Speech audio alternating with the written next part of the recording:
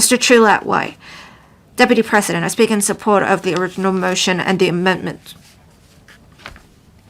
I think Hong Kong is capable of dovetailing with the National 15 5-year plan and play a unique role in the development of silver economy in the GBA.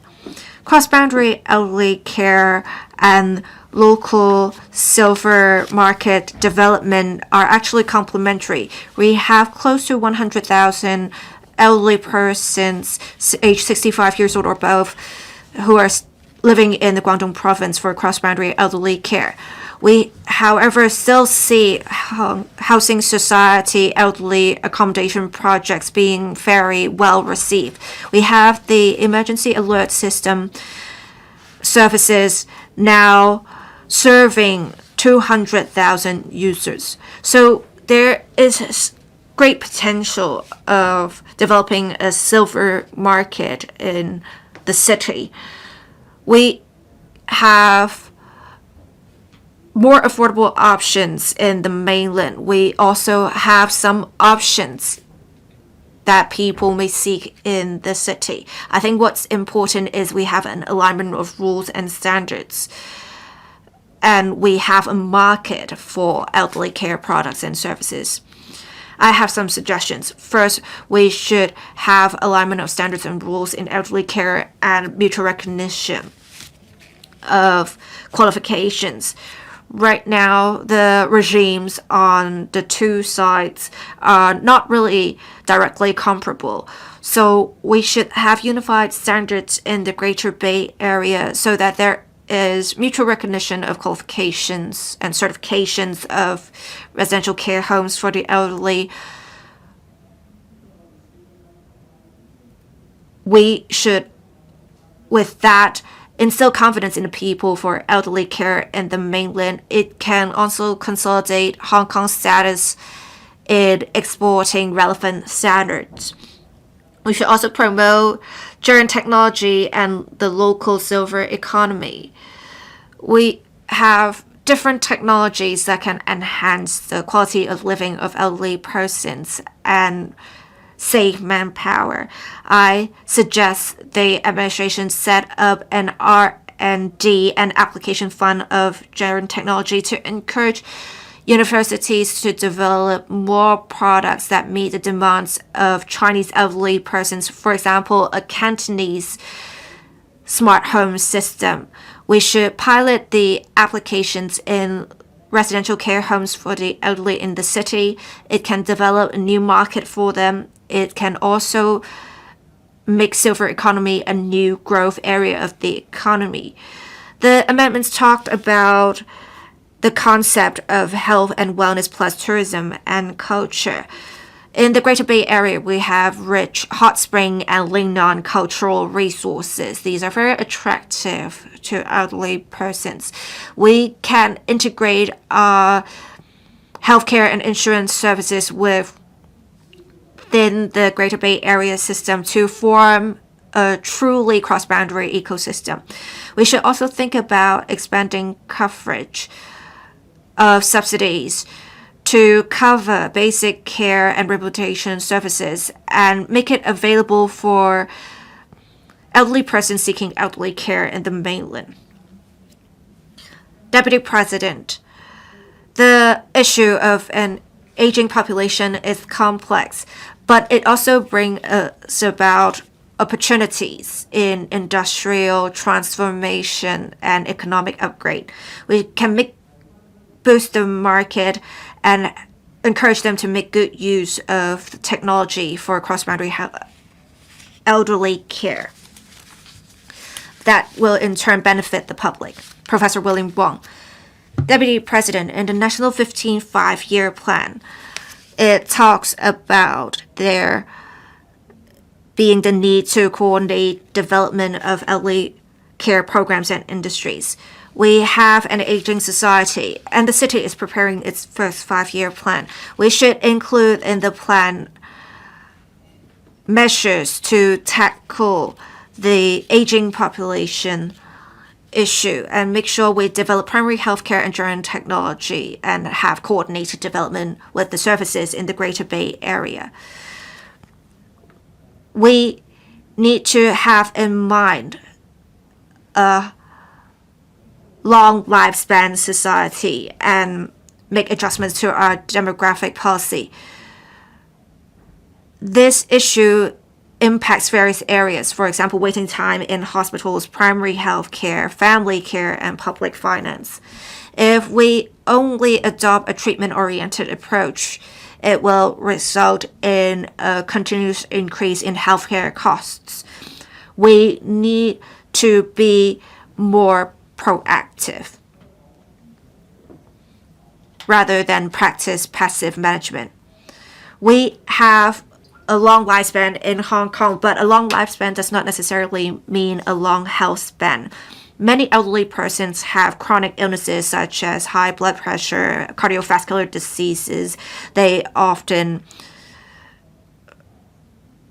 have significant injuries after falling. If we don't have continuous surveillance and follow up, there will be a significant increase in long-term care needs.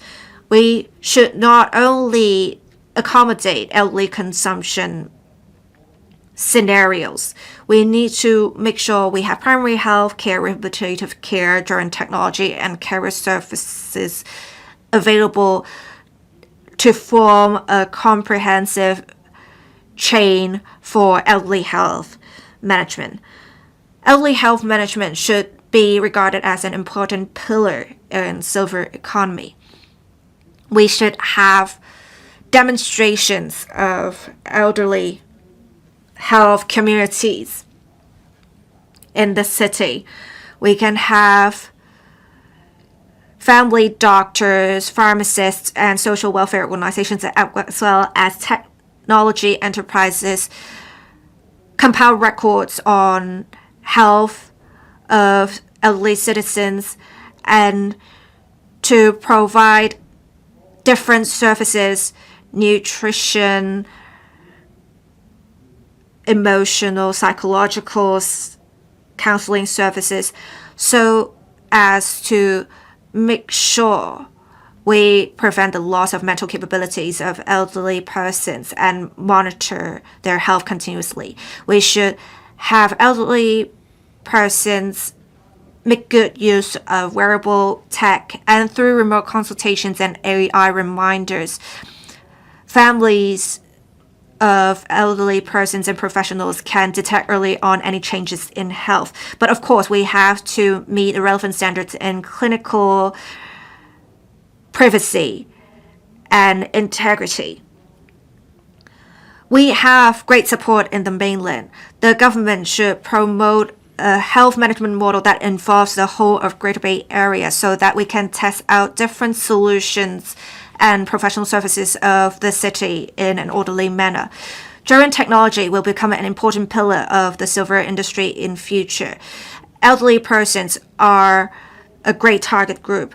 We need to make sure we enhance tech literacy of elderly persons so that they are willing to make use of these new technological products so that we can truly leverage on the strengths in gerontechnology and boost the silver industry. We can tap into the opportunities of an aging society and complement that with policies in healthcare and industrial development. This will help provide quality services to the elderly and dovetail with the national strategy and boost silver economy in the Greater Bay Area. I so submit speaking in support of the original motion and the amendments. Dr. Hon, Deputy President, the National 15 Five-Year Plan clearly states that we need to deepen the implementation of the national strategies for responding to population aging and refining the policies and mechanisms for coordinated development of elderly care programs and industries. Now, the State Council has also promulgated a plan to boost silver economy and promote the new development model of industries and elderly care. This is not just a livelihood measure, but rather an important national strategy to boost the economy. Now, Hong Kong is one of the longest living societies in the world. The key is to translate the crisis into opportunity and turn the age bonus into economic boost. Now we are faced with the threefold challenges of a dwindling workforce and aging population and declining birth rate. At the same time, we need more talents in various fields. We need to establish a blueprint with vision. So in formulating the first 5-year plan, the government should put center focus on the changing demographic structure. Planning should not just cover land supply and infrastructure, but also healthcare, innovation, children technology, and elderly finance. There should be a clear blueprint for developing the silver economy with medium-term quantitative targets, including the contribution to GDP as well as number of residents retiring in the mainland. Now, we should strengthen the coordinating role of the Working Group on Aging Society Strategies. Departments cannot work in silos. The Working Group should steer collaboration between healthcare, finance, and other departments to encourage elderly people to use different services and products, including telemedicine services as well as real-time monitoring devices. Now, through procurement strategies, we can boost the development of the local industries and turn Hong Kong into a showcase for joint technology hub. Now, third, we need to establish a unified standard for elderly care services and products in the Bay Area. Now, we have the advantage in terms of standard setting. Now, we should establish a mutual recognition mechanism for care home standard and caregivers quality so that residents retiring in the mainland are protected. And also we should encourage NGOs and other organizations to export our experience to the Bay Area. Now, in 2024 policy address, the government has announced the establishment of the Working Group of Promoting Silver Economy. 30 measures have been announced last year covering finance, food, and industry. Now, on the other hand, the mainland has a huge demand for joint technology and also elderly care service. We can align the two places where the mainland will provide us with valuable application scenarios of our joint technology products. And also, on the other hand, we can serve the national development blueprint. Now, government's funding is not sufficient for meeting the huge gap in elderly services. Now, we should enhance the various silver financial products, including reverse mortgage program and annuity plan and so on. Now, we should direct the funding in these silver financial products to the development of joint technology products. Now, silver economy is how we rise up to the challenges brought about by the aging population. It is also an entry point for us to integrate into the GBA development. Now, the government should tap the opportunity and seize the historical moments to turn the aging population into our new growth momentum. I look forward to seeing a society where elderly people can live in dignity and happiness. Mr. Chen Shouguang, thank you, Deputy President. I speak in support of the motion and also the amendment. Now, the country and Hong Kong are both aging. We can't continue to deem the aging population as our burden, but rather it should be a second wave of growth. Now, in the past, we focus on expenditure on elderly care. However, the new generation of elderly people are highly educated and more healthy than before. Now, elderly care and the silver market should be combined with healthcare, tourism, and other segments of the economy. This is a vast opportunity for us. Mr. Hung Kam-in's motion is very visionary. The National 15th Five-Year Plan has elevated the response to aging population to the level of national strategy. Now, in Hong Kong, we should promote the policy of money follow the users and forge Hong Kong into a research and standard-setting hub for elderly services in the Bay Area. Now, through enhancing digital government service and telemedicine, we should promote the idea of aging at home that can alleviate the burden on our public healthcare system, and also boost innovation in the startup sector. Now, some may worry that cross-boundary retirement may hurt Hong Kong's economy. Old people with money are retiring in the Bay Area, so does that mean the money will leave Hong Kong with them? Well, I think this is a win-win scenario. For elderly people, with the same amount of money, they can live better in the Bay Area. For Hong Kong, it can free up our tight healthcare resources. And through headquarters economy, we can keep high value-added jobs, including R&D in Hong Kong. We can perfectly complement the mainland's industries. Now, promoting the silver economy will benefit all.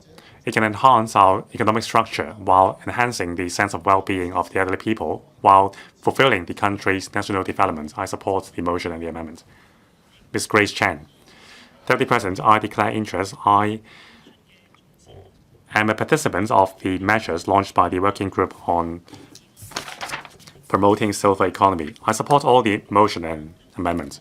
Now, the 15th five-year plan stipulates that the axis of responding to the aging population is to refine elderly care services and enrich elderly people's lives. It also emphasized that Hong Kong must integrate into the national development blueprint. So in Hong Kong, the principle behind the silver economy must be synergetic effect with the national strategies. We should not just be a participant, but also empowering the national strategy. Now, there is a recent report stating the reality faced by mainland enterprises that they cannot afford to stay at home. They must go abroad. Now, based on that premises, I would like to propose two suggestions. Now, first of all, we often talk about the GBA standards.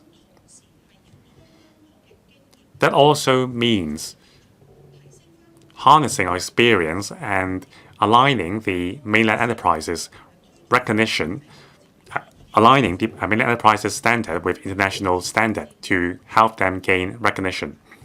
Now, we have well-tested service framework and standards. We should export these standards to the Bay Area and even the overseas. For example, for those with dysphagia issues like care food, the Hong Kong Council of Social Service and also the Chinese Manufacturers Associations of Hong Kong have jointly established the general requirements of dysphagia diets for elderly. In 2025, it has been officially added to the list of GBA standard. This is the first GBA standard initiated and drafted by Hong Kong. Now, it is in alignment with the international requirements of dysphagia diet, taking into account the dietary preference of the residents in the Bay Area. Now, as a next step, we should promote the usage of this standard in more home settings to accumulate evidence and promote it to the overseas market so that this can become a trademark for our silver services and products. Now, this can directly enhance the recognition of mainland enterprises overseas, fulfilling the vision set out in the National 15th Five-Year Plan. Now, second, we need to align research projects and the application scenarios.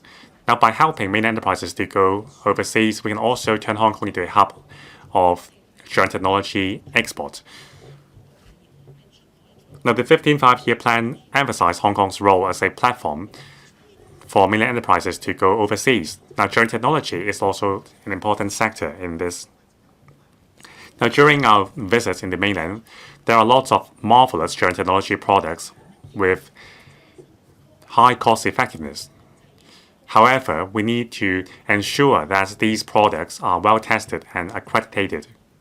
Now, our foundation Hong Kong has made some proposals concerning setting aside application scenarios in the Northern Metropolis for R&D products. Now, in this regard, I urge the Hong Kong SAR government to promote the pilot use of locally developed and gerontology products. There should be more projects for testing. We need to accumulate data and statistics to really help mainland products to enter the overseas market. And my final point is, in dealing with an aging population, we need to seriously study the above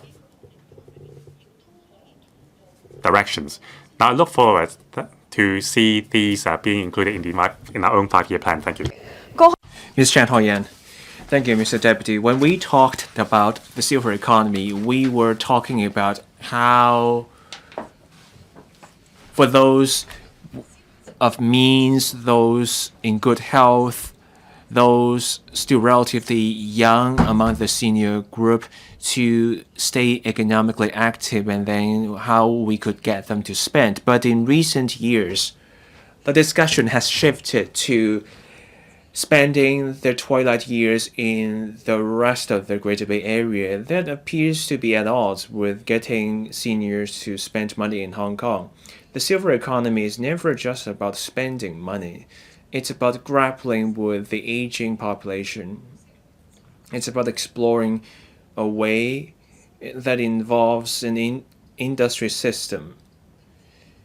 For seniors with different levels of assets and different levels of health, we should give them options. This is in line with the proactive response to an aging population proposed in the outline of the 15th Five-Year Plan. The government has been driving the residential care services scheme in Guangdong. It's a well-intended scheme. It will take pressure off care homes in Hong Kong. It will give seniors more options, but there are just 1,040 seniors making use of the scheme. The scheme is way underused. Let's look at the central waiting list. In Hong Kong, 18,000 seniors are on the waiting list for care homes. The waiting time can be years. The number of seniors in the Guangdong care home scheme represents a tiny fraction of the number of people waiting on the waiting list in Hong Kong. The mainland is moving ahead with their elderly care system. Transport is nearby. Those care homes are near the grade 3A hospitals, and there are express lanes for seniors seeking healthcare. They don't have to wait long. And there's also a well-established set of recuperative and rehabilitation care. There's recreation for seniors. You have a full spectrum of services about healthcare, elderly care, well-being for seniors in the mainland. There are so many things we can learn from the mainland experience. This is also in line with the national strategy about collaborative development in elderly care. The Housing Society launched the Senior Citizen Allowance housing, so they have the joyful place, they have cheerful place. These two housing developments integrate community care with elderly residents. So there's suitable housing for seniors. They also ensure immediate support for seniors. Those housing projects are very popular. Can we build on the successful experience by getting the government to work with the social welfare sector and businesses to develop similar housing projects so that we give seniors more quality options in spending their retirement years here? The problem with cross-boundary elderly care is not the quality of care, it's about the concerns that families have. There's a 6-month trial period. If seniors are not happy about the care homes in the mainland, they can come back. They get to keep their place in the queue in the central waiting list in Hong Kong. That's a major step forward, but that does not go far enough. The government should be more proactive. And one thing we can look at is to offer viewing tours. Let's get someone to spend time with seniors and their families. Let them go on visits to those mainland care homes. Let them see for themselves. That will allay concerns so that spending time in the mainland becomes a viable option. Let's also create a different channel for those relatively younger seniors. Let's offer them tax breaks or cross-boundary healthcare support so that spending one's retirement years in the mainland becomes a viable option for people who are willing to plan ahead. In the long time, we should offer a flexible approach so seniors can spend Mondays through Thursdays in the mainland, and then Fridays to Sundays they can be back in Hong Kong spending time with their family member. So this can ensure they maintain their family ties and they spend money. We want a sense of purpose, and for seniors, we want them to enjoy their twilight years. We want all that. I also better support the motion. Ms. Jody Kwok. Our country's strategy is to promote the elderly care industry so that we promote a sense of well-being, sense of security, and a sense of purpose. In Hong Kong, 1 in 3 residents will be a senior. This demographic change will strain our public services, but it also brings new opportunities. The government here is preparing the first 5-year plan, which should proactively align with our country's strategies, and we should take into account local conditions, and we need a cross-bureau cooperation mechanism. We need that mechanism to cover housing, social welfare, healthcare, and everything else for the silver economy. The silver economy should not be just about industries. Instead, it should meet the needs of seniors in terms of quality of life, living on their own, as well as mental well-being. We have to look beyond just the scale. It's about improving the lot of seniors. Here are my suggestions. First, improving seniors' quality of life. We should meet seniors' basic needs. The silver economy should be about ease of access, dignity, and health. There are seniors struggling with swallowing. They're still relying on poor quality soft food. This is undermining their quality of life. The government can set standards and offer subsidies to encourage the industry to offer better soft meals. We should offer better living support services. So we should look at the example of the 15-minute living circle. So within 15 minutes, seniors should be able to access retail and social welfare facilities. We want everything to be within walking distance for seniors. The latest figures show across our country, there were 8,132 such living circles serving 168 million people in the country. This is a precise approach, and we should learn from that. Now, we should also promote drone technology to support aging at home. Aging at home is the wish of many seniors. Technology plays a key role here.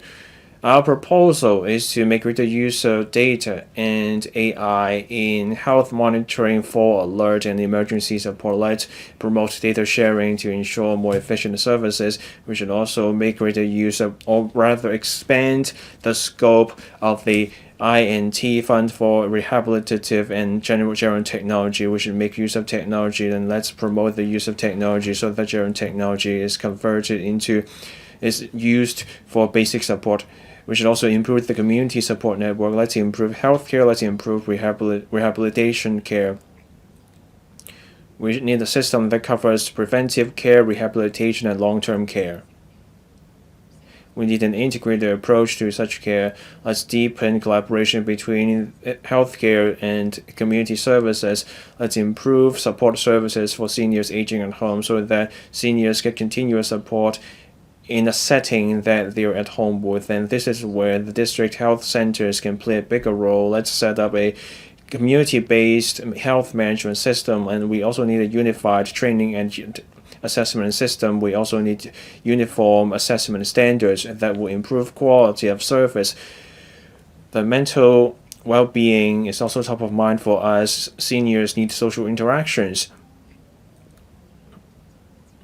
So let's offer re-employment support and volunteering platforms to get seniors to stay socially active, to help them maintain social ties and realize their social worth. The silver economy is a challenge and opportunity. It's a way for us to align with national development. The government should seize the opportunities and take action so that we can create a community for seniors where they can live with dignity, they can find the human touch. I so submit and support the motion. Thank you, Ms. Michelle Tang. Thank you, Mr. Deputy. The outline of the National 15th Five-Year Plan has this to say in Chapter 49. We should implement this national strategy with a proactive response. We should promote the elderly care industries. When the government here is preparing its first five-year plan, we should actively align with national development. We should turn this aging population into a source of impetus. I have a few suggestions. As the BPA has calling for in recent years, the government should come up with a comprehensive elderly care blueprint. An aging population is not just a welfare issue, it's about land, healthcare, INT, finance, and labor. The government should coordinate the elderly care matter, which falls within the portfolio of different departments and bureaus. On elderly care, healthcare, social care, etc., we need specific goals. On elderly care, we should seize the opportunities of the northern metropolis. Let's set aside enough land so that they will build mixed facilities and elderly housing, as well as recreational facilities and community support facilities. Let's provide policy incentives for private developers to build senior housing so that seniors of different means find the options that work for them in the future. On urban planning, we need barrier-free access and elderly-friendly design features. They should be part of our town planning. Building design and public spaces should show we respect seniors. We should develop the silver economy and unleash the silver workforce.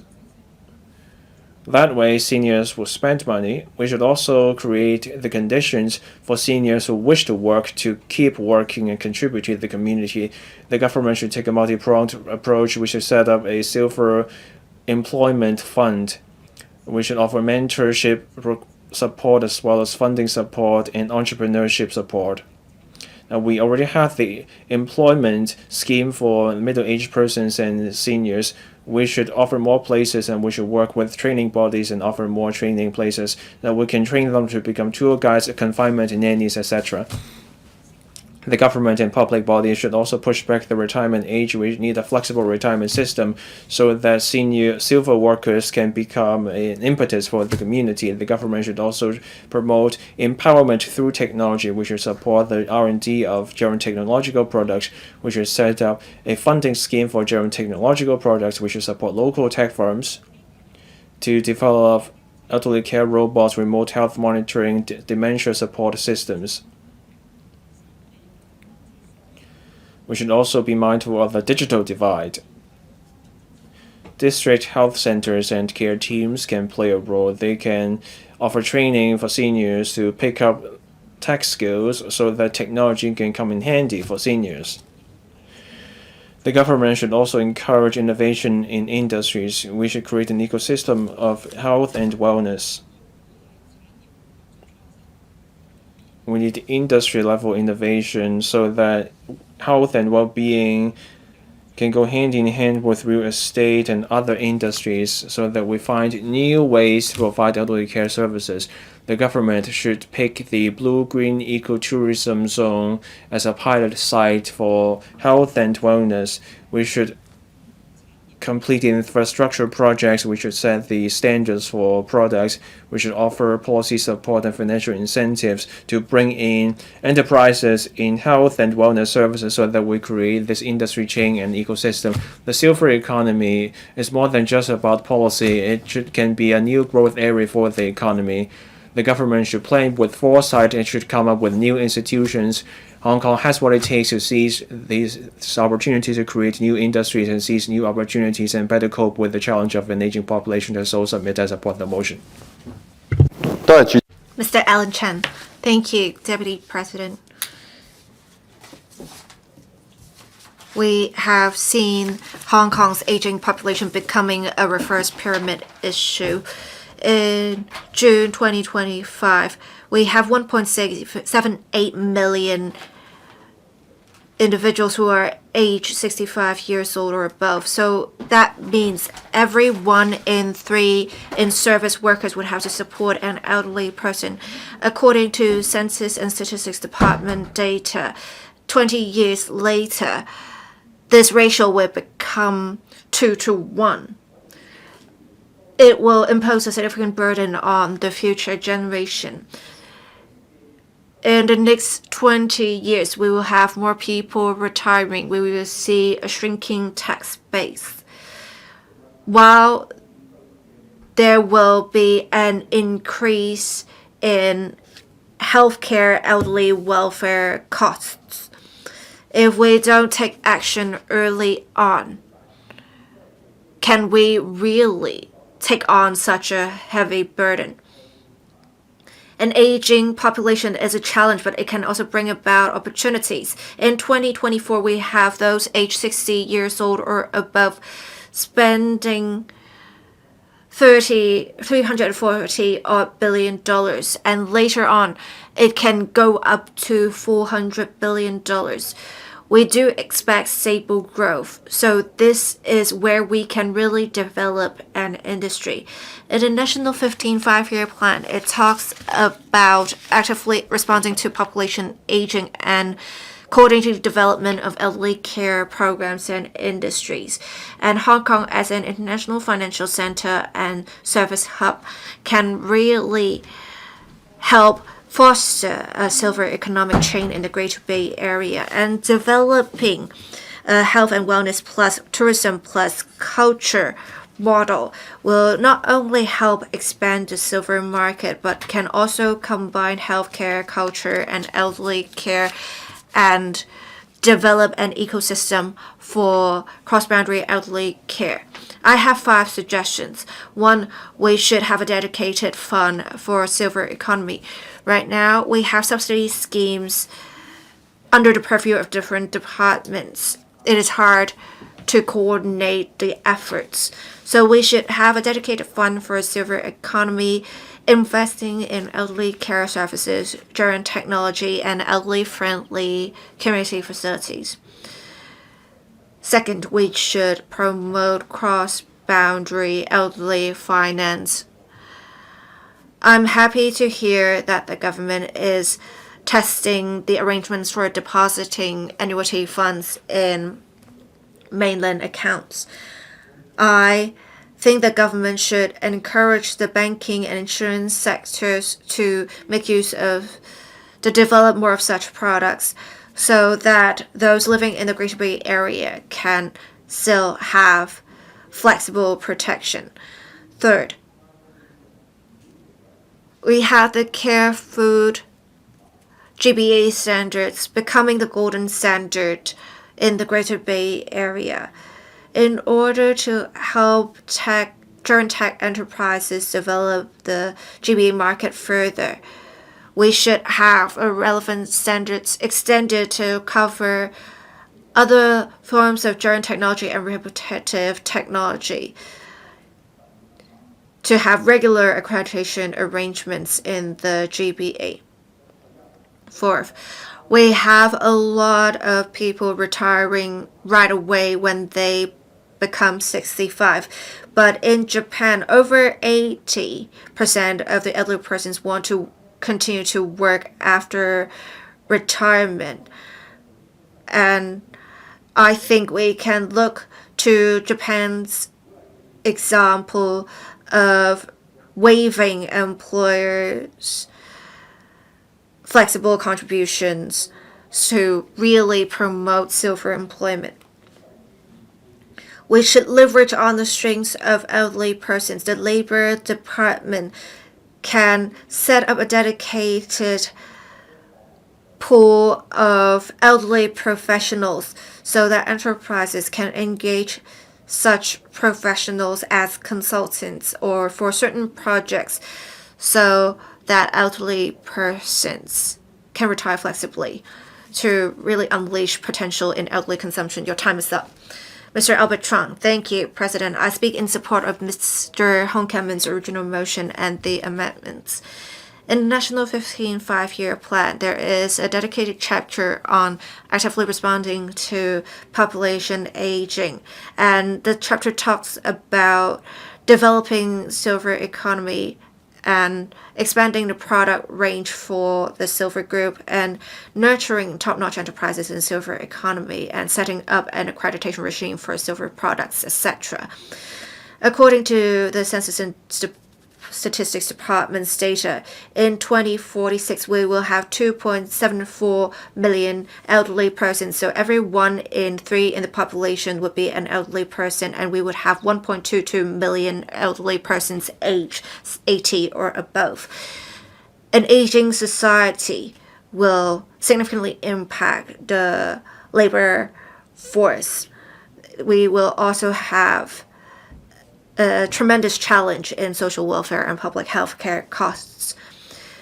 The government has established a working group on aging society strategies to respond to the challenge in a multi-pronged approach. But I think with this challenge, there are also great opportunities. According to the Government Economist's Office data, we have elderly persons spending $342 billion. That is approximately half of fiscal reserves. In 10 years, the figure can go up to close to $500 billion. There is great potential for local enterprises to tap into in developing silver economy. The original motion talks about alignment of standards and having mutual recognition of qualifications in elderly care. Many economies are actively promulgating their own standards for silver products and services. In Japan, for elderly food, they have 7 levels of accreditation. In Singapore, they have a committee for silver industry standards. They provide guidance to enterprises to develop products that meet market and government procurement demands. And we have also recently some standards on elderly-friendly electronics from the country. We should leverage on our advantages to strive for standard-setting power of GBA standards so that for elderly care services, institutional care, and otherwise, we can then expand such standards not just to be used within the Greater Bay Area but outside the Greater Bay Area. We have our strengths in professional services. We can promulgate standards that meet local market demands as well as international standards, and we should try to have them incorporated in the GBA standards to develop the GBA market. We should also refer to the experience of the Tourism Board in developing halal certification to subsidize the relevant industries in acquiring accreditation for silver products and services. We need to also promote smart elderly care. To do this, the government must have good top-level design and encourage the relevant industry to make use of technology and develop new markets.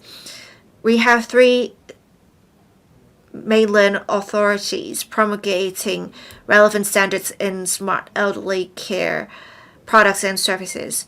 I think the government can learn from the experience of the mainland and work with local institutions to develop a list of silver products and services to give recognition to such products and services, and that should help us nurture a German technology industry. The city is currently preparing its first 5-year plan. Developing a silver industry will be actively dovetailing with the National 15 5-year plan, and it will help us develop the GBA market as well as the greater market in the country. We must be proactive in setting standards for the silver industry. I so submit. Mr. Eric Yim. We have a significant aging population. We have already over 21% of the population being 65 years old or above. We want to make sure elderly live happily in their golden years in the city. Mr. Hung Kam, Ms. Julia LAU's amendment will allow us to really discuss how we can tap into the great potential of the silver market. Elderly persons deserve respect, and they have also made significant contributions, and they deserve our respect.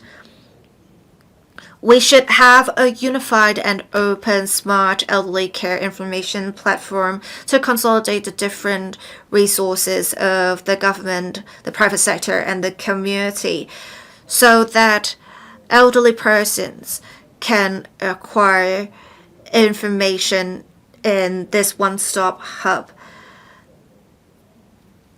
We can then promote silver economy in the GBA and achieve integration within the GBA. The government should take the opportunity of it preparing its first 5-year plan to plan in advance mutual recognition of standards in the Greater Bay Area and encourage the use of AI management for illnesses or general health management to facilitate elderly seeking of medical advice in the community or at home. We should have more smart applications for detection technologies and voice-controlled appliances developed. If we have that, we'll have the foundations for building a cross-boundary elderly care ecosystem. If we break the barriers in policy and seize the opportunity of the mainland property market being at its low at the moment, the government can purchase properties in Huizhou and Zhongshan, etc., to encourage local elderly persons to seek elderly care in the mainland. This will shorten the waiting time for public housing in Hong Kong. This can also alleviate the pressure on the public healthcare system in the city. We need to be forward-looking in planning for elderly care. We need to have different elderly-friendly financial products. For example, elderly health care insurance, to make sure we protect the middle class in its demands for elderly care. It can also help boost the market. We should also leverage on the welfare, the NGOs and volunteers in society, and we can refer to the experience of community living rooms to have diversified recreational facilities for elderly persons in community centers and community living rooms, to provide different hobby classes for elderly persons so that they can have fun in their golden years.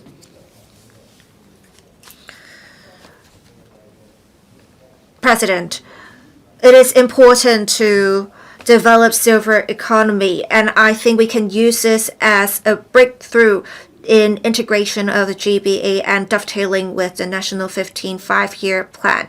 We can make use of innovation to provide warmth for society and create a fun, vital, harmonious, sustainable society for elderly persons. I so submit. Mr. Perry Yu. President, I speak in support of Mr. Hon Kam-in's original motion and Ms. Julia LAU's amendment. The National 15 5-year plan clearly states that we need to deepen the implementation of national strategies for actively responding to population aging and refining the policies and mechanisms for coordinating the development of elderly care programs and industries. That's a major national strategy. It is also the guiding principle for our very first 5-year plan. In fact, over the past 2 years, the government has been proactively planning for developing the silver economy. After the 30 measures announced by the Working Group on Promoting Silver Economy, last year's policy address has announced the establishment of the Working Group on Aging Society Strategies, which would review the implementation of those measures. These policies have highlighted the government's determination and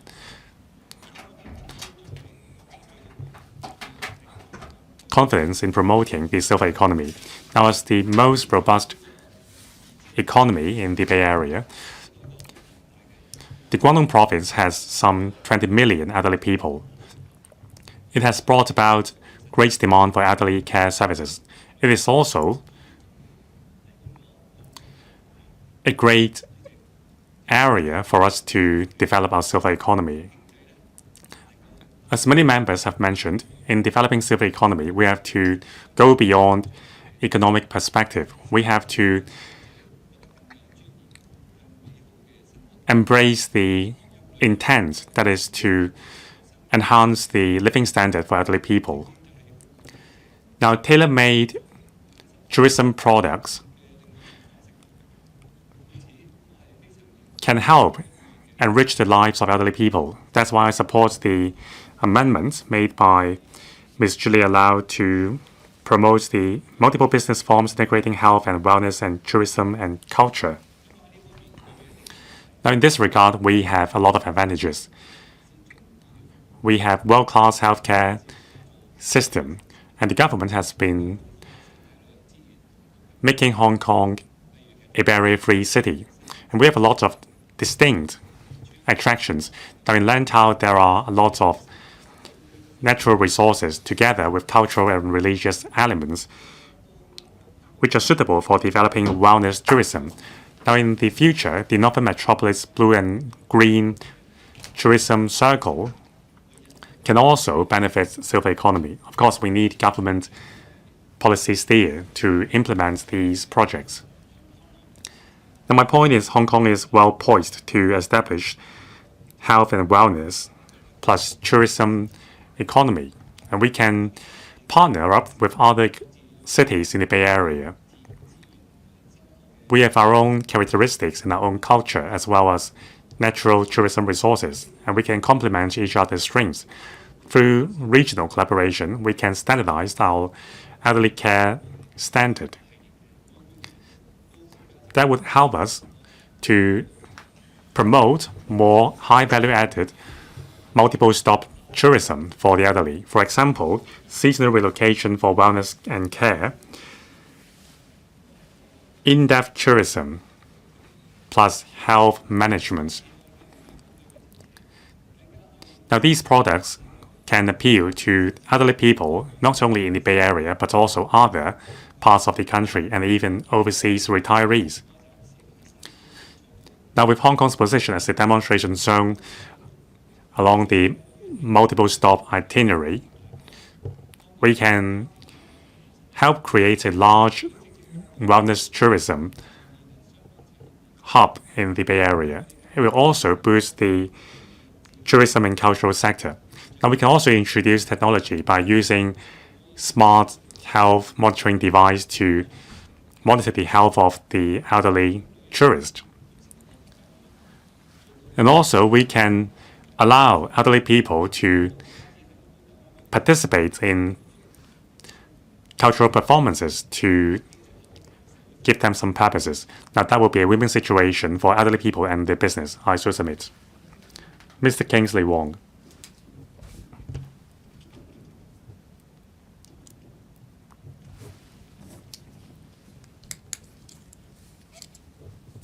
Thank you, President.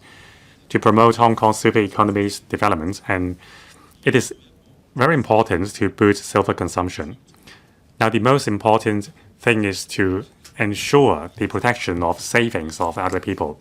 Now, Hong Kong has a very high-quality healthcare system, and many elderly people in the 60s are still healthy enough to work. In fact, there is a plunge for the group of 60 or above in labor participation rate. Now, between 50 to 60, there is still 70% of labor participation rate. Above 60 and 70, it plunged to 13. Now, compared with Singapore and Japan, that is at 36 and 26%, we are much lower. Now, we can make reference to these two places.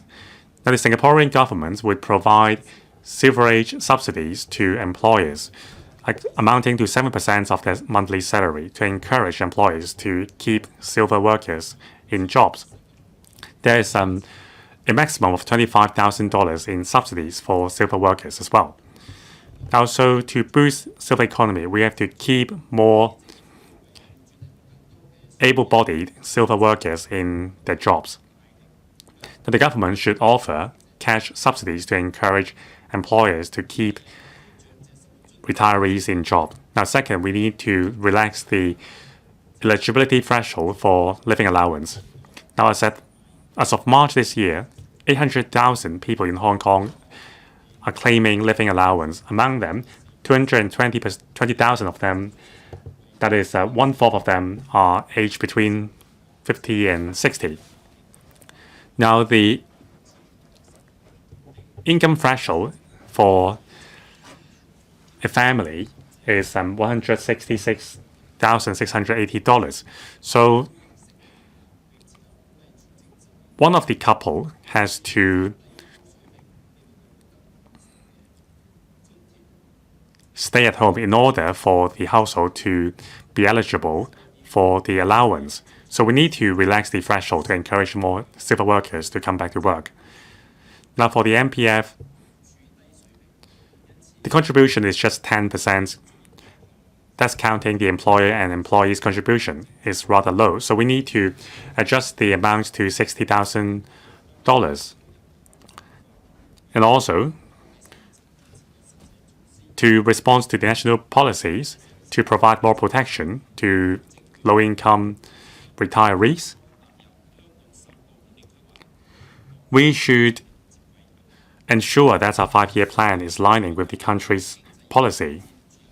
Now, to inject new impetus to the silver economy and our economy as a whole, we need to be innovative in the policy-making process.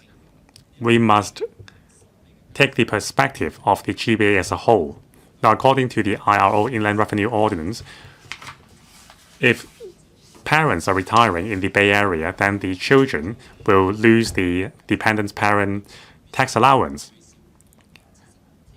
And also, to be eligible for the living allowance, retirees must stay for at least 275 days in Hong Kong. Now, these are conflicting policies, so we hope that these can be ironed out through the 5-year plan. The motion mentioned that we need to create a sustainable system to supply elderly care services. Now, there are 26 care homes in the 9 GBA cities under the GBA scheme. Among the 5 care homes in Shenzhen, 3 are receiving Hong Kong residents. Now, we need to deepen the mutual recognition system for elderly care homes in the Bay Area. We hope that more care homes will be included on the list. Ms. Vivian Kong. President, for the 10th consecutive year, Hong Kong has been the city with the longest lifespan in the world. There is 1.78 million elderly people in Hong Kong last year. Now, we need to extend the lifespan of our elderly people, but also make their life enjoyable. Now, according to the National 15th Five-Year Plan, we need to ensure that elderly people are living happily. Now, the problem of loneliness among elderly people in Hong Kong is serious. Now, the tourism sector which serves people can offer companionship to elderly people and enhance their sense of well-being and happiness. We can provide happiness to the hidden, lonely elderly people. Now, Hong Kong is now a part of the age-friendly city network in the world. Now we can set standards for infrastructure to make our city age-friendly. If we can create an atmosphere for age-friendly traveling, we can elevate Hong Kong's status into an age-friendly travel hub. It can become a destination for elderly tourists. Now, many sectors have enhanced our service package. For example, there are family-friendly itineraries suitable for elderly people. Now, we can align this system with the extended lifespan of our people. Now, the investment in the tourism sector, which can benefit all, can be exponential. The tourism sector can help alleviate the pressure on the public healthcare system by enhancing the mental and physical health of people while enhancing the sense of belonging of Hong Kong people. Now, the working group can take the lead to recruit elderly ambassador for tourism so as to offer a chance for elderly people to serve the community and reduce the feeling of loneliness. Now we can establish those in teams combining young persons and elderly people. Young people in the team can arrange the tours while experienced elderly tour guides can offer their experience to the participants. Now we have to provide policy steering for targeted tourism package. Now it is very popular for overseas tourists to engage in Chinese medicine tourism. Now we can set standards for that as well. Now we have to ensure that all tourism hotspots are age-friendly. We also have to ensure that there are barrier-free standards for all segments of the tourism sector.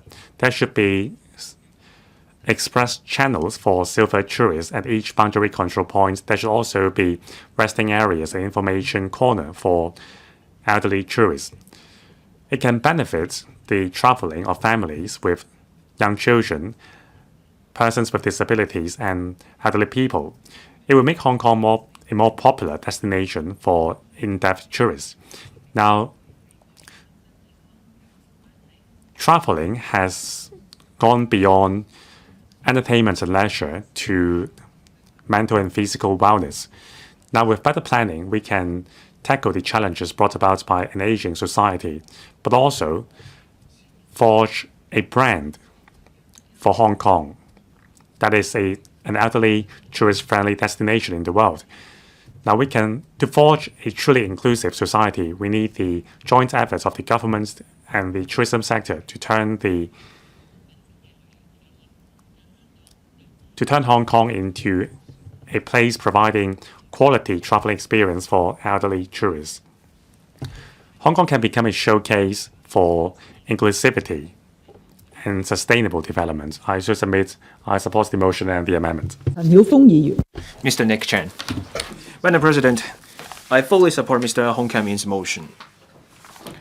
The outline of the National 15th Five-Year Plan expressly proposes an active response to the aging population. That's how we align with national strategies. We need entire system of policies on aging policy. This is a huge economic opportunity. We should not see the aging population as a burden or a liability. Based on the government's figures, by 2046, those aged 65 or above will make up a third of the local population. That figure is a reminder. Population aging is not a future problem. It is here and now. When we say the silver economy, we're talking about putting senior consumers at the heart, and then we create an entire ecosystem around them. We are a financial center. We have well-developed healthcare systems. We have a well-established legal system. We have our country's backing. We have what it takes to become a keynote and growth engine in the GBA silver economy. The silver economy can unlock enormous opportunities for us. We should not be looking after only those of means while we neglect grassrooters. The government must make sure that the resources go to those most in need. At the heart of the silver economy, it is not money, it's about respect and dignity. Other members have said that there are seniors who can work and who wish to work and contribute to the community. Especially for those in the upper class, they have wealth, they also have management experience. Their insights and connections are the most valuable intangible asset of Hong Kong. How do we make the most of such assets? I have come into contact with these people.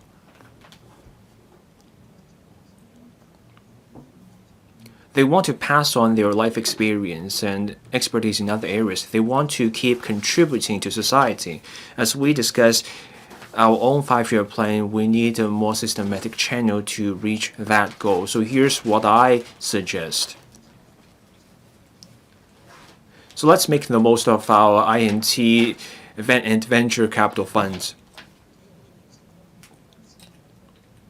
Let's come up with an upgraded version of our mentorship scheme, and also let's come up with a matching system for our silver groups to offer advice and share their experience with the young.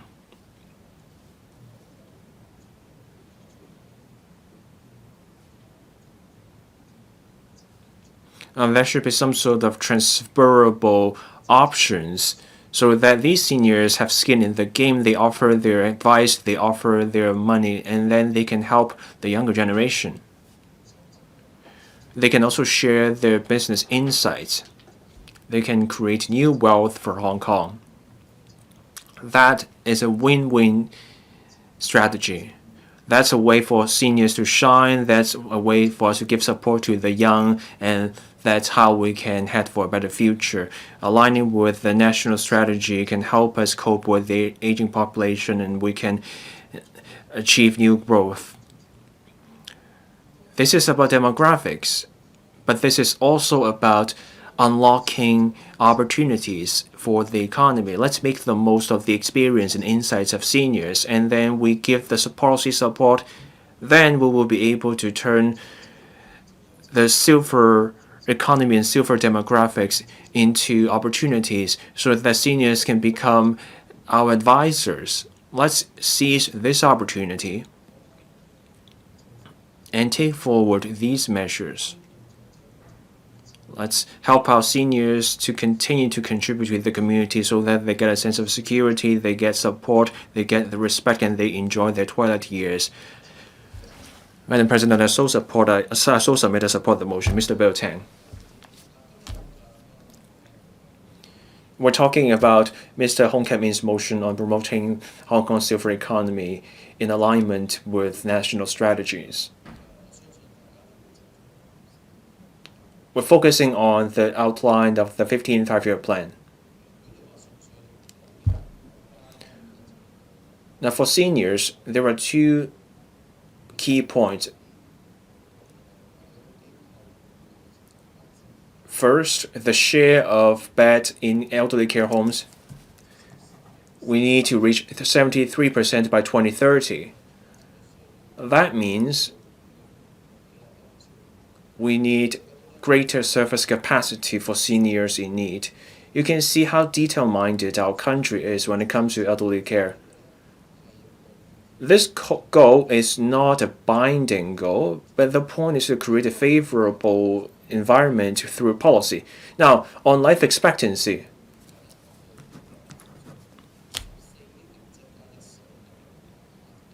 our country has a huge population. It's 1.4 billion people.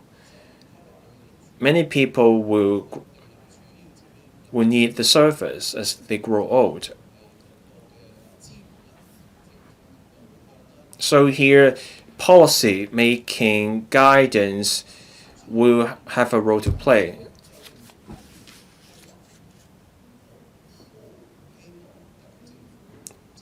For our own 5-year plan,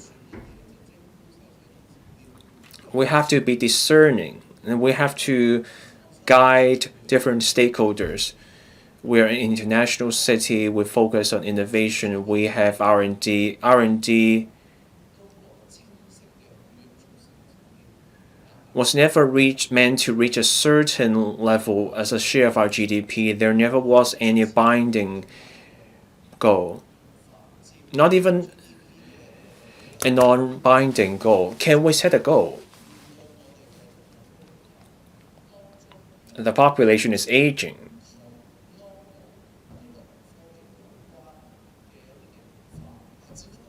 Can we set a goal for R&D on German technology so that it reaches a certain level?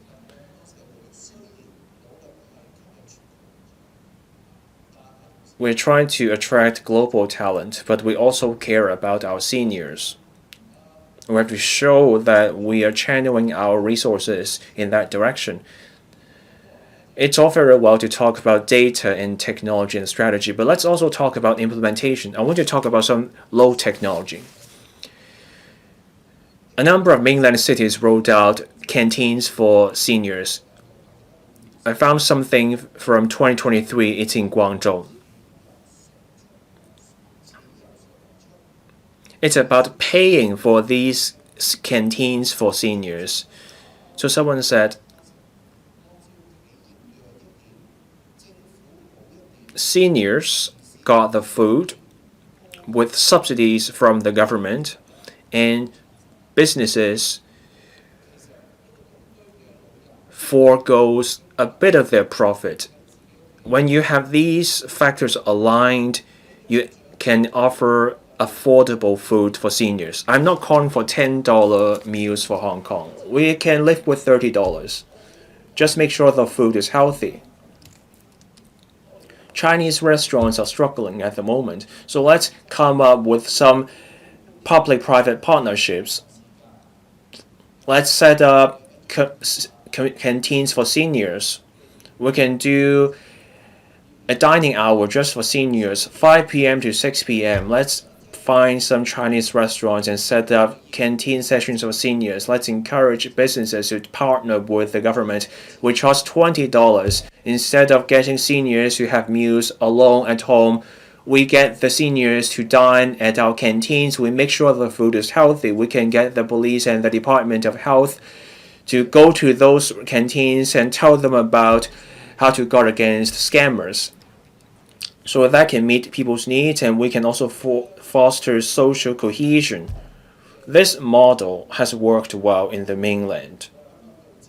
So let's learn from such canteens for seniors. Let's have more such canteens in Hong Kong. Let's turn that into reality. NGOs alone cannot get the work done. We cannot just be handing out the meal boxes. We should consider this idea. Mr. Kenneth Lau.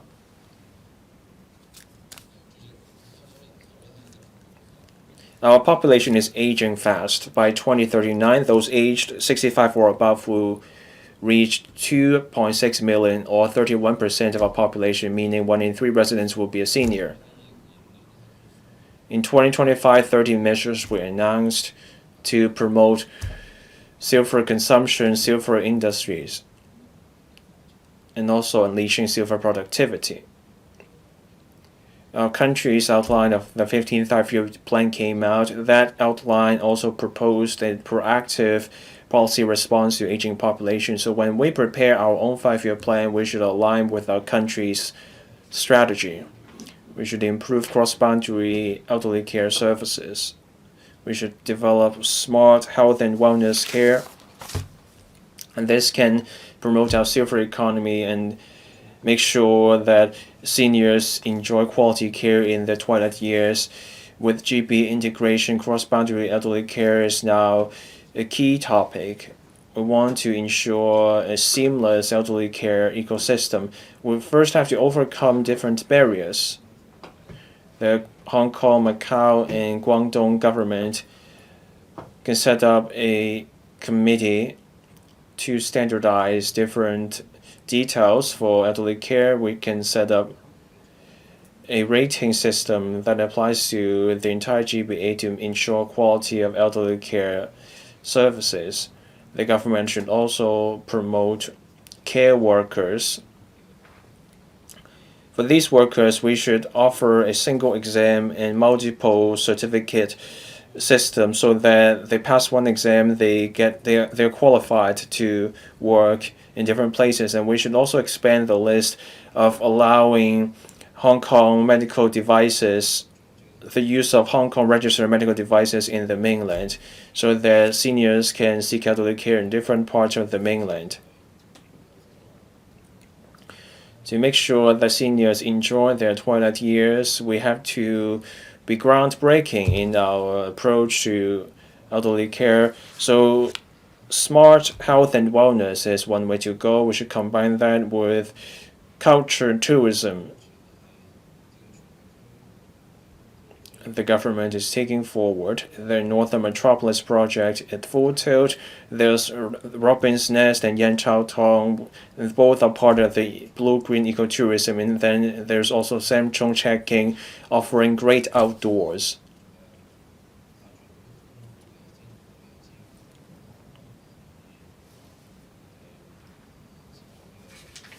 We can revitalize idle farmland and villages.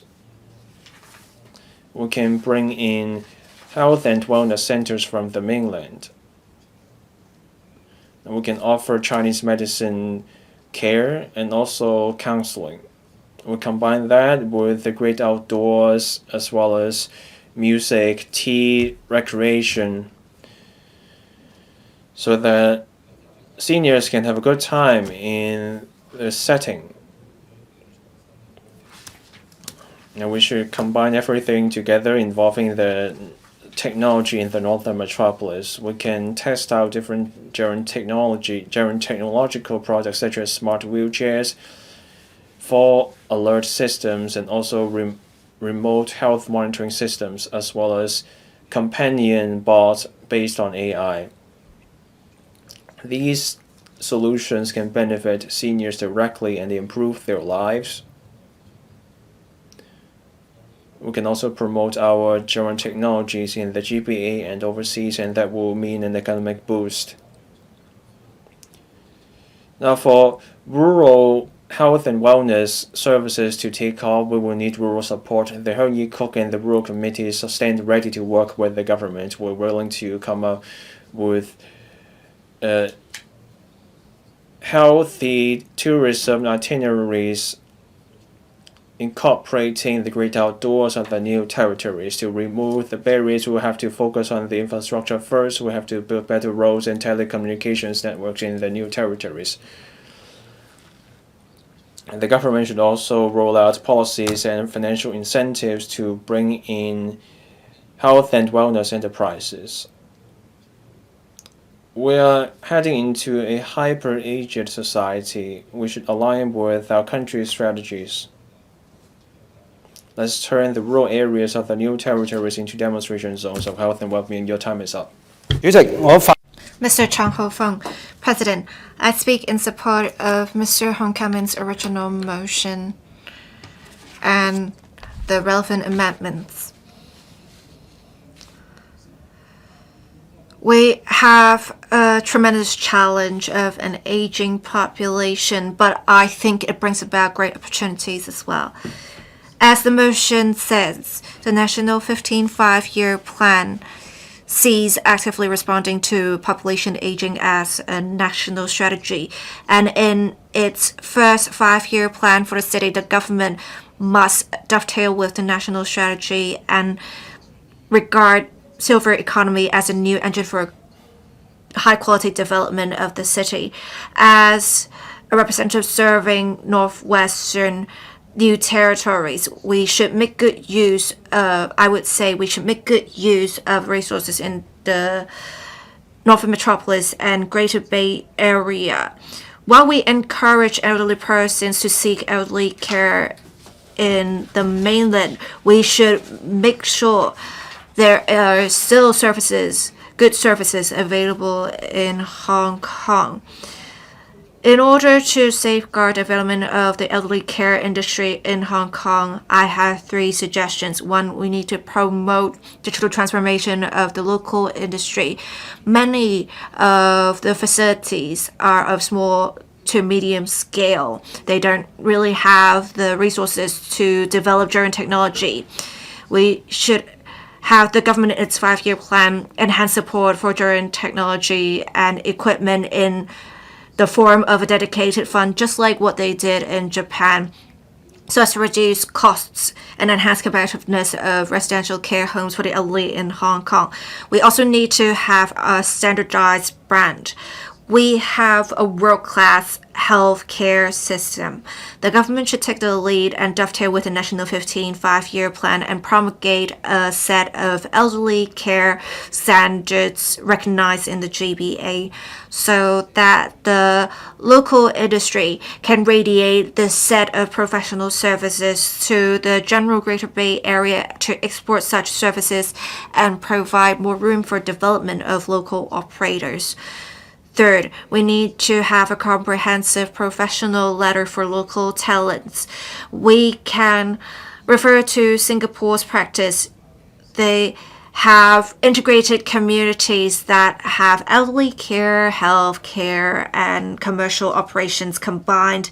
The Northern Metropolis will be a good opportunity for us to have such communities, and we should have a good pay ladder or comprehensive pay letter for practitioners and make sure to combine technology and high-end services to attract new blood into the industry. Silver economy is not just about sending off elderly persons. We need to have a comprehensive industrial chain, and we should leverage on our strengths of the northwestern new territories being in close proximity to Shanghai and Shenzhen Bay to have demonstration zones for cross-boundary elderly care. We need to dovetail with national strategy, but also relax restrictions for the local industry so that Hong Kong can be a pioneer in the development of the country in this area. I also am speaking in support of the motion. Does any other member wish to speak? If not, Mr. Hung Kam-in, you may now speak on the amendment. Thank you, President. I would like to thank Ms. Julia LAU for supporting Hong Kong's silver economy development to align with national strategies. She proposed amendments to actively develop a new model with multiple business forms integrating health and wellness plus tourism plus culture to build a cross-boundary health and wellness service ecosystem. Ms. Julia LAU's suggestion would essentially promote a migratory system, and we can make use of green energy vessels to connect the different locations, and we should incorporate relevant planning in the city's first 5-year plan. With what Ms. Julia LAU said, I remember a Chinese poem that is about how people should enjoy their lives, and I think this is especially the case for elderly enjoying their golden years. As I understand, the country's policy is to continuously support the development of silver economy. The market scale will soon be exceeding $10 trillion. And we have seen this becoming an important engine for growth and high-quality development of the economy.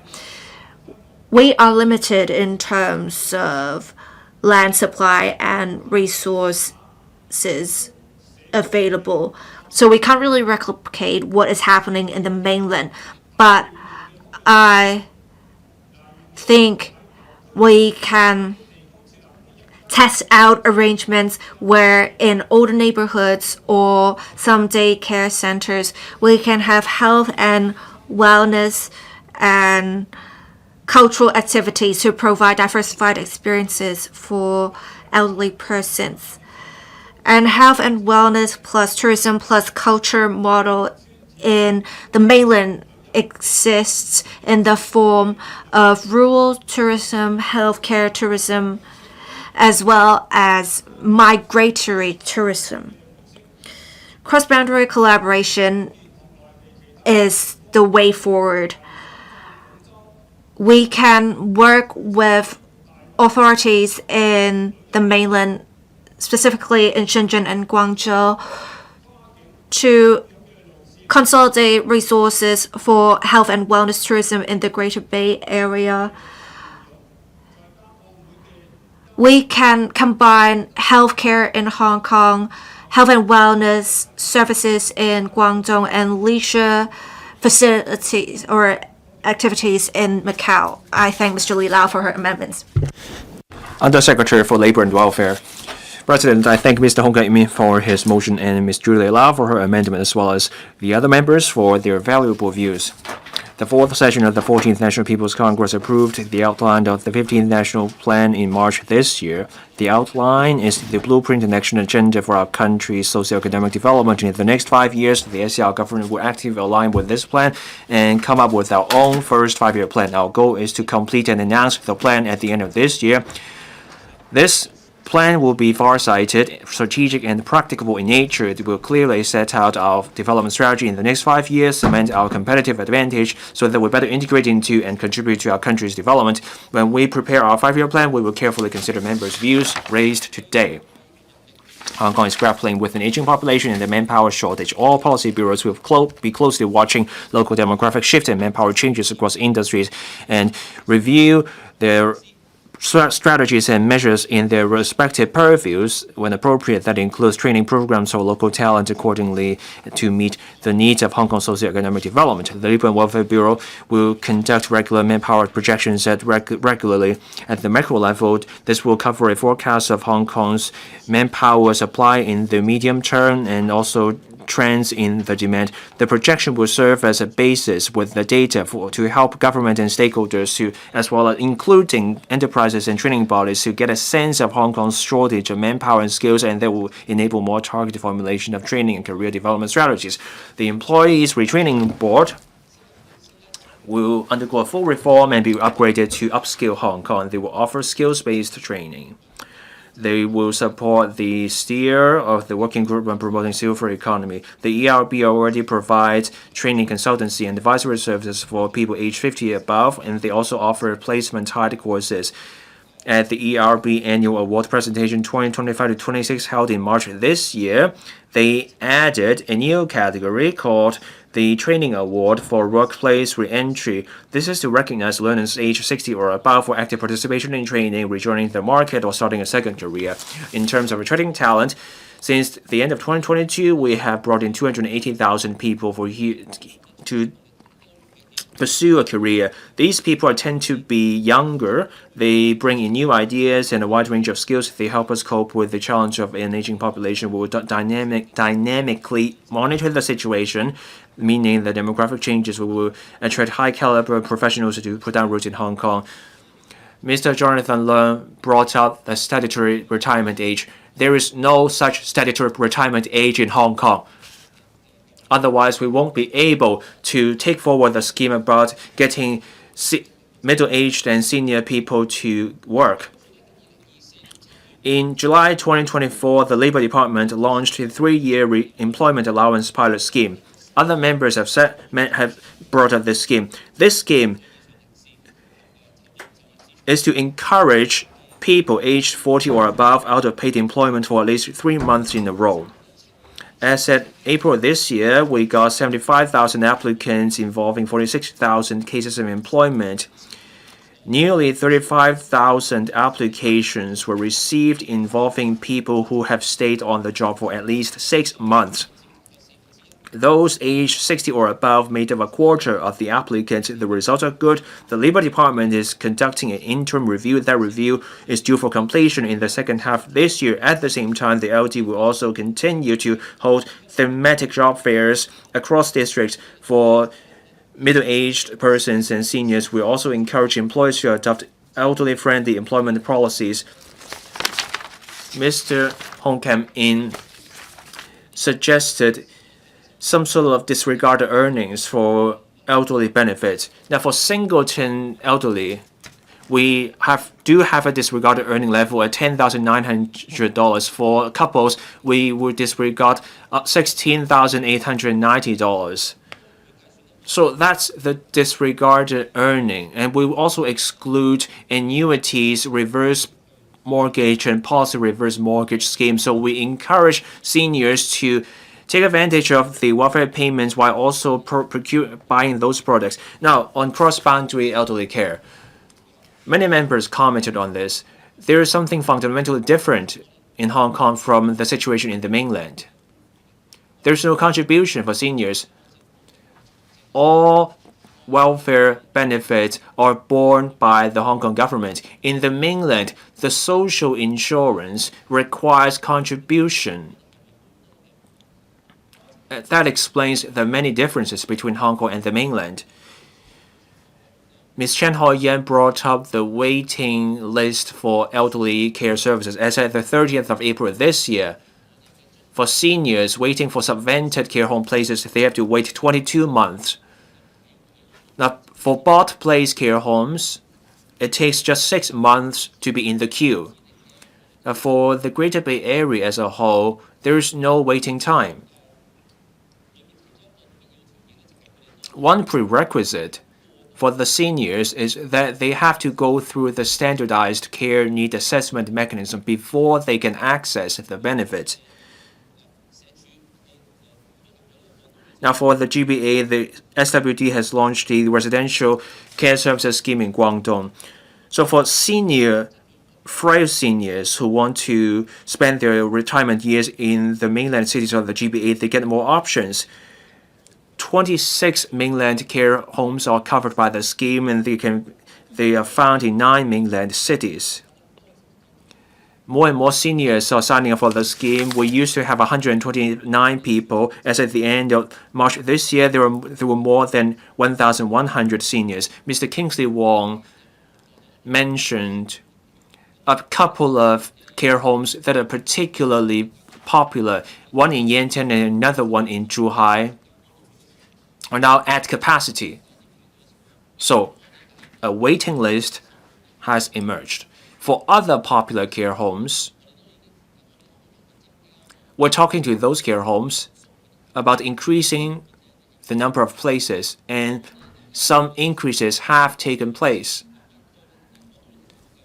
Now we're processing a new batch of applications for this scheme. We will announce the results shortly. Hopefully, we can offer more places. At the same time, we want to allay seniors concerned about medical bills in cross-boundary elderly care. So last year, we launched a 2-year pilot medical subsidy arrangement for seniors taking part in the Guangdong Care Home Scheme. We meet part of the out-of-pocket medical expenses, subject to a cap at 10,000 RMB per person for outpatient care each year and RMB 30,000 per person for inpatient care each year. So far, 195 seniors have had their applications approved, and that involves 830,000 RMB in medical subsidies. Last October, the government also launched the 3-year pilot scheme for elderly recipients of CSSA to reside in residential care homes in Guangdong. So this is for seniors on CSSA in better health and able to look after themselves. Again, this is about giving seniors more options to improve their lives. Seniors under this scheme continue to receive their CSSA payments. They also get an extra $5,000 each month to cover their care home expenses. There are 1,000 places under this scheme. The chief executive announced the establishment of the working group on aging society strategies led by the deputy chief secretary under the last year's policy address. This working group will cover cross-bureau collaboration involving aging, healthcare, housing, culture, recreation, and engineering technology. The working group will review the implementation of the silver economy measures, and they will further promote the silver economy. That's to seize the opportunities arising from the silver groups. Mr. Ken Wong brought up the idea of sharing data across bureaus. We're working on that. The housing department, the hospital authority, and the social welfare department are already sharing data. Mr. Bill Tang brought up canteens for seniors. At district elderly centers and neighborhood elderly centers, there is a requirement for these centers to offer meals to seniors. Mr. Bill Tang also suggested getting Ms. Grace Chan involved. We will follow up on this idea after the meeting. Looking ahead, the government will prepare the first 5-year plan. Through that, we will achieve complementary deployment of resources and regional collaboration. We will enhance manpower and cross-boundary aging arrangements. We will establish a robust, professional, and sustainable system of services to better contribute to our country's high-quality demographic development. Once again, we thank members for their suggestions and the motion so submitted. Secretary for Commerce and Economic Development. President, once again, I thank Mr. Hung Kam-in for his motion and also Ms. Julia LAU for her amendments. I also thank all members for their valuable views on promoting silver economy. Now I will talk about the work conducted by the CEDB in promoting Hong Kong's silver economy. Aligning with national strategy, Hong Kong ranks the 4th globally and the 2nd in Asia-Pacific region, according to the Aging Asia Silver Economy Index. It reflects that we have massive potential for our silver consumption market. The National 15th Five-Year Plan has also promulgated that we need to advance national strategies in response to population aging, which includes boosting silver economy and increasing the supply of elderly care products and services, and also enhancing the statistics collection of silver economy. Plannings must be made to enhance the synergy between elderly care services and industries, and also to refine pension finance and seasonal relocation of wellness and care. We will continue to promote the industry to enhance the exchange and collaboration between local accreditation bodies and the national accreditation bodies so as to promote the entrance of our silver hair products and services to the mainland overseas market. But concerning the definition of elderly people at different ages have different characteristics in terms of health as well as their consumption pattern. Now, for the young old, they are between the ages of 60 and 70. They may be more inclined to join the labor market and pursue leisurely consumption. Now, for older elderly people, they require companionship and care. Now, to promote development of silver economy, the government will target different groups of elderly people in policy formulation. We will also encourage the businesses to develop a wide range of services and products to meet the needs of different age groups. And concerning developing elderly tourism, to encourage elderly visitors to visit Hong Kong, we will encourage tourist attractions and the relevant tourism bodies to tailor-make reception measures to enhance the experience for elderly visitors. There will be elderly discounts and barrier-free services for elderly people as well. Information and training will be offered to frontline tourism workers. These measures will enhance Hong Kong's status as a tourist destination which is age-friendly, attracting more elderly tourists to visit Hong Kong and promotes the growth of our tourism sector. Promoting silver consumption, I thank members for their views in this regard. As mentioned in my opening speech, in the next 20 years, the speed of our population's age will speed up remarkably. By 2046, every 1 in 3 Hong Kong people will be 65 years old or above, and Hong Kong elderly people's consumption ability are relatively high in the region and even in the world. To tap this opportunity, the CEDB will continue to promote silver consumption. With our steer over the past half a year, many exhibitors have included silver economy elements in exhibitions, which has spurred silver consumption. For example, in the Food Expo last year, silver market food products have been displayed in the Food Science and Technology Zone. In the 59th Hong Kong Brands and Products Expo, there is a silver-friendly corner where there are discount concessions and also gifts for elderly people who can produce their senior citizen card and choice card. The Hong Kong Science and Technology Park Company has co-organized the Gerentech and Innovation Expo cum Summit with the Hong Kong Council of Social Service in last November. The first Silver Summit's theme was building a vibrant Gerentech and silver economy ecosystem shared vision for local GPA and international development. It pulled together representatives from the government, the business sector, and the INT, as well as the healthcare and social welfare sector.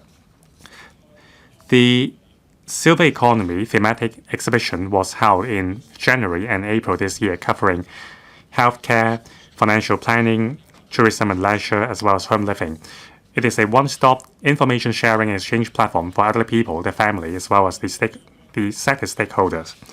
Concerning e-commerce, the Design Gallery and the HK CSS have been helping local businesses to tap local and overseas silver businesses through its physical and online stores. The TDC has also launched the e-commerce express to enhance support for SMEs to tap the mainland market through e-commerce. Silver accreditation. Now, I thank members for their views on promoting quality assurance of silver products. Now, since the inclusion of Care Food on the list of GBA standard, the Chinese Manufacturer Association of Hong Kong has launched an accreditation plan of Care Food to help consumers make informed choices. Now, the Federation of Hong Kong Industries Hong Kong Q-Mark Silver Scheme has also offered accreditation to Care Food and other German products, as well as catering businesses providing Care Food. Now, the HKQAA's Hong Kong registration Silver Friendly Series has received 150 applications in the first batch. The registered services include familial contacts, transport assistance, as well as social activities. The plan has been extended to financial products for tapping the silver market. The relevant standards can become a benchmark for the trade to develop the products, while the certification can become a marketing tool to enhance the brand's value as well as the recognition and appeal to consumers, helping the businesses to extend the network to overseas and mainland. Now, for silver consumers, the certification and standard can help them identify and select quality silver products and services. As a result, silver quality assurance is a win-win for both the consumers and the business sector. And also, the three governments in Hong Kong, Macau, and Guangdong have been establishing the GBA standard to promote connectivity and integrated development of the three places. Looking ahead, we look forward to identifying more suitable silver standards for inclusion in the Bay Area standard. The CEDB will continue to promote the advantages of the Silver Product Assurance Scheme to help enhance the relevant products and extend the sales network to the Bay Area, benefiting more silver consumers. The future direction of the Working Group on Promoting Silver Economy. Now, the Working Group has launched and implemented 30 measures over the past year, most of which have seen good results. The relevant bureaus will continue to maintain contacts with the stakeholders and the businesses to listen to their views for enhancing the measures. The Working Group's work is far from complete. The Working Group is now formulating new measures under the 5 areas, including boosting silver consumption, developing silver industry, promoting quality assurance of silver products, enhancing silver financial and security arrangements, and unleashing silver productivity.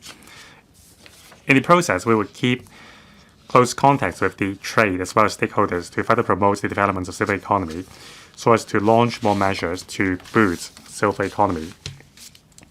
On the other hand, in the 2025 policy address, the Chief Executive has announced the establishment of the Working Group on Aging Society Strategies led by the Deputy Chief Secretary for Administration, with membership covering representatives from all bureaus.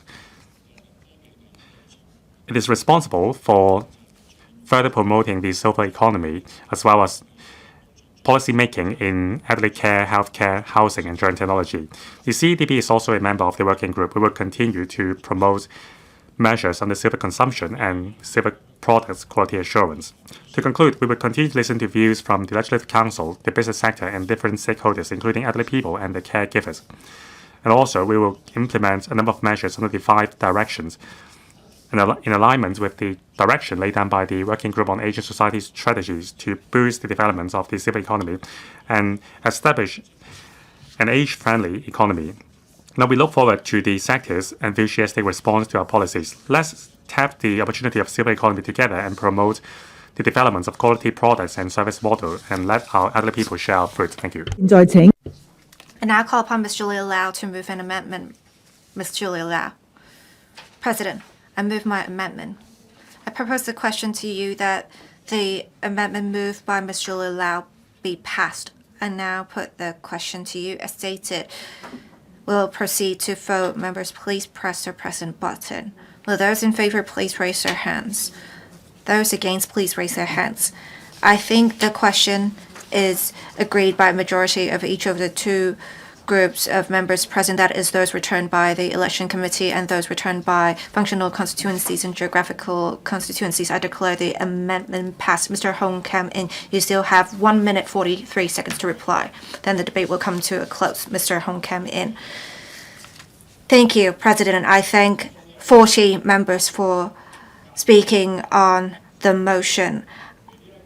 I thank them for pulling together their wisdom to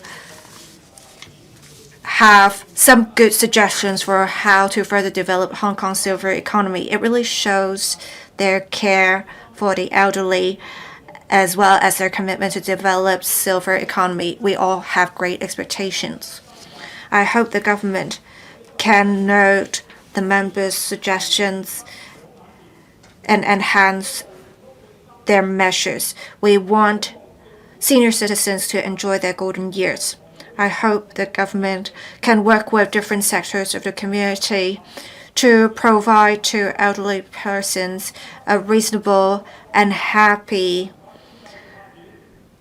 era of their lives so that we can really benefit from economic development. I thank members for their support, and I hope members will support my motion. I now put the question to you that the motion moved by Mr. Hon Kam-in as amended by Ms. Julia LAU be passed. We'll proceed to vote. Members, please press the present button. Will those in favor please raise their hands? Those against, please raise their hands. I think the question is agreed by a majority of each of the two groups of members present, that is those returned by the election committee and those returned by functional and geographical constituencies. I declare the motion as amended passed. I now adjourn the council until 11 in the morning on Wednesday, 20th of May, 2026.